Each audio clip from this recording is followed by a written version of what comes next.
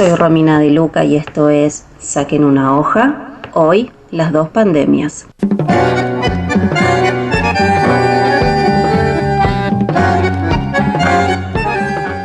Gustavo, oyentes. Bueno, hoy quería que analicemos un poco el cuadro de situación de lo que vamos a llamar las dos pandemias. Por un lado, brevemente, el nuevo cuadro de situación que el Consejo Federal de Educación acaba de aprobar a fines de agosto para todo el país y rige a partir de mañana miércoles. Por otro lado, cómo quedará la educación post-pandemia y, como sospechará el oyente, ese cuadro tendrá mucho que ver con la gestión actual. Bueno, veamos. En primer lugar, el gobierno acaba de dar un paso más en lo que denominamos estrategia larretista, esto es, la profundización de la presencialidad y de la que nos ocupamos unas columnas atrás.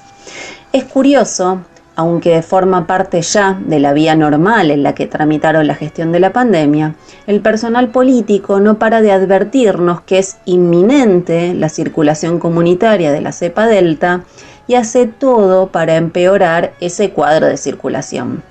Claro, inminente. Bueno, esa es la forma de decir, lo sabremos cuando el fenómeno nos estalle en la cara, porque recordamos, para conocer qué cepas circulan a nivel comunitario, se deberían secuenciar muchas más muestras, porque hoy, al ritmo que se lo hace, solo se testean unos 250 muestras semanales. Dicen es inminente y lo que tenemos que mirar es lo que ocurre en otras latitudes para imaginarnos qué pasará acá si la predicción se cumple. Bien, Estados Unidos, país que tiene a más del 51% de su población vacunada con esquemas completos, de los que se quisieron vacunar, claro, reporta más de 280.000 casos diarios. Los casos infantiles ya se encuentran arriba del 20% del total. Solo desde agosto se confinaron más de 90.000 estudiantes y temen por el inicio de clases presenciales que empiezan a transitar ahorita mismo. Australia retoma los confinamientos. Israel acelera la inoculación con terceras dosis de toda su población. Nueva Zelanda también extiende los confinamientos por el crecimiento de los casos de la variante Delta y lo mismo está ocurriendo en India, Malasia y Bangladesh, por dar algunos ejemplos. España e Italia temen por sus inicios de clases. De los 53 estados miembros de la región que monitorea la Organización Mundial de la Salud, 33 registraron una suba del 10% en la incidencia de nuevos casos en los últimos 14 días impulsadas por la variante Delta. Por eso, la Organización Mundial de la Salud pide se acelere la vacunación.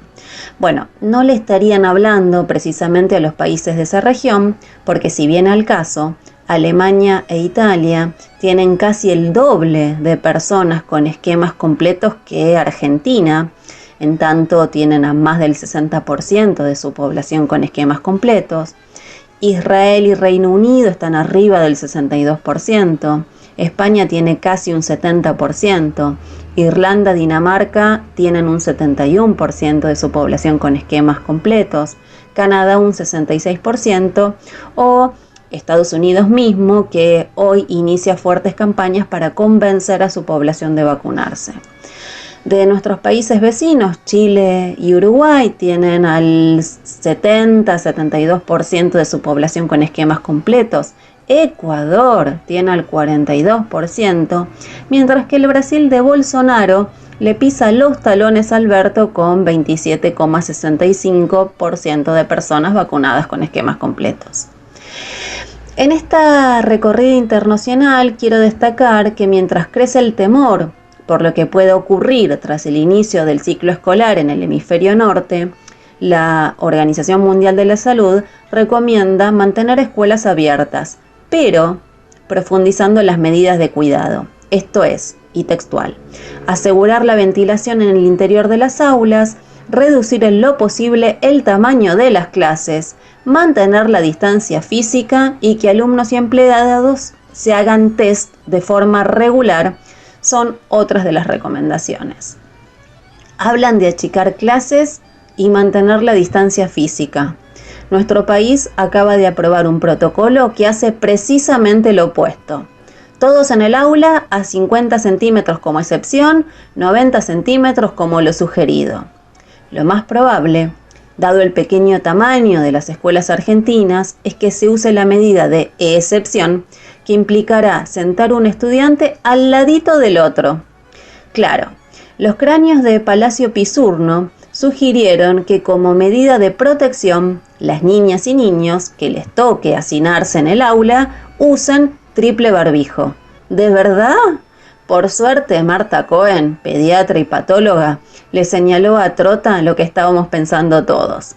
Con triple barbijo los chicos no van a poder respirar. Para tranquilizarnos nos dicen que llevamos 13 semanas de caída de casos y de mejora de los indicadores epidemiológicos.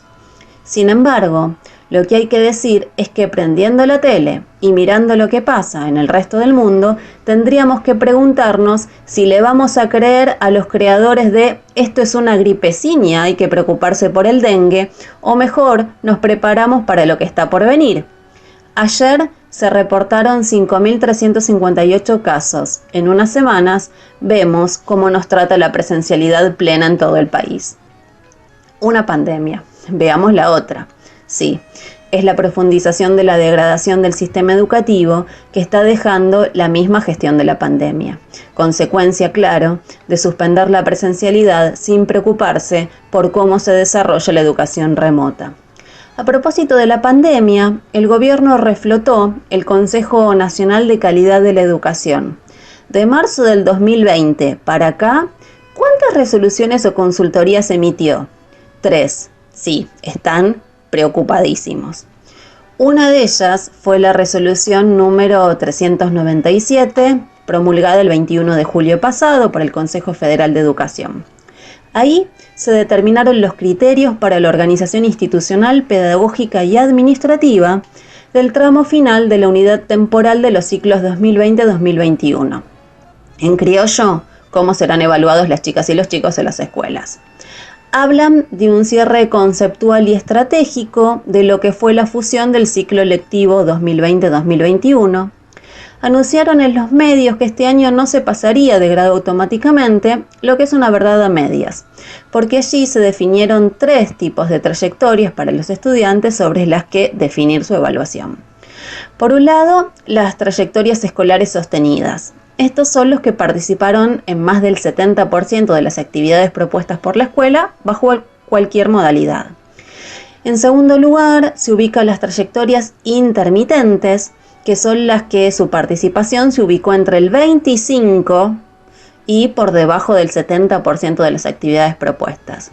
Y finalmente se encuentran las trayectorias de baja intensidad, que son aquellas cuya participación fue inferior al 25%, esto es, los que dejaron la escuela básicamente. La fecha de corte para establecer las 2 últimas categorías es el 31 de agosto. Los que promueven normalmente son los que aprobaron y participaron del más del 70% de las actividades. Los que están entre el 70 y el 25 van a promover de forma acompañada con distintas instancias de evaluación. Va de suyo que los que están por debajo, son los desertores de hecho. Una cuenta que el gobierno no se encargó de actualizar y que a principios de año estaba arriba de más del 1.200.000 estudiantes que dejaron la escuela, cifra que hoy está congelada en ausencia de datos oficiales. En general, la tónica es enfatizar que las escuelas focalizan el trabajo en sostener las trayectorias, que trabajen en equipos en los contenidos priorizados y de forma arializada. O sea, el 2022 encontrará a los estudiantes promovidos con el 70% de los contenidos de los que anteriormente fueron priorizados, es decir, una parte de otra parte anterior. Por cierto, pusieron como fecha de corte para el armado de los 3 grupos el 31 de agosto.